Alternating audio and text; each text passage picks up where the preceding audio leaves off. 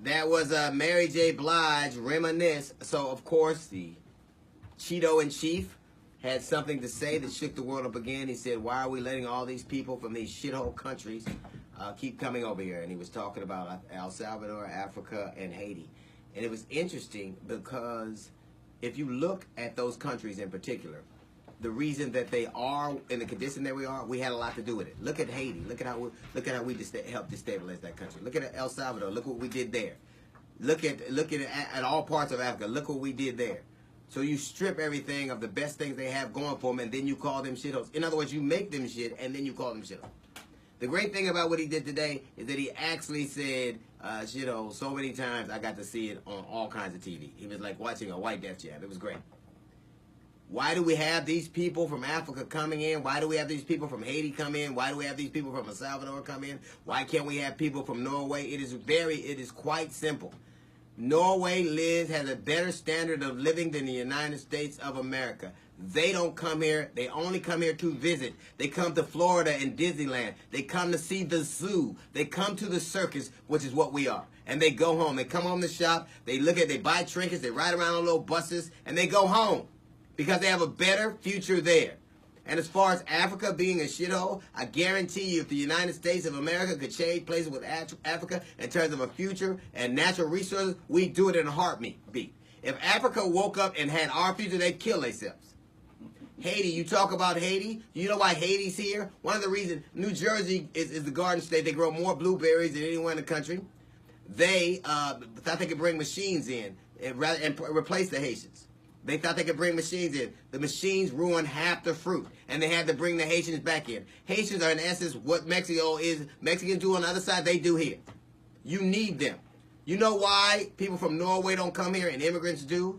Because America has always needed people to exploit. Always. When your mother and father came here and you tell all those romantic stories about them coming to Ellis Island, they were the niggas of where they were from. They had no future where they were from, and they came here to make one. That is why. And now some of the descendants of those very people are trying to stop that same kind of they're trying to stop that same kind of forward movement. People from Europe don't come here to contribute. They don't come here to be exploited because they already have futures that are brighter than ours. Virtually every metric, they're better countries than us. We are just more confident. America needs someone to exploit. We want our country back. Well, as I recall it, when you had your country to yourself, you invited niggas to the party. It ain't like we booked a cruise here. We didn't look at a job board and say they're hiring here. You've always needed someone to exploit. And now those people that you need to exploit are not you anymore. Because white people live so good, they don't need to do that. Only black and brown people are come here to be exploited. But the idea of a better dream, yeah, you might see one of them driving a car. Yeah, you might see them cleaning something up. But they're going to school. Look at the math and science fairs. Math and science fairs, it's usually 40, 50, 60 students in before you hear the first American-sounding name. Stop. The idea of us is in conflict with the reality of us.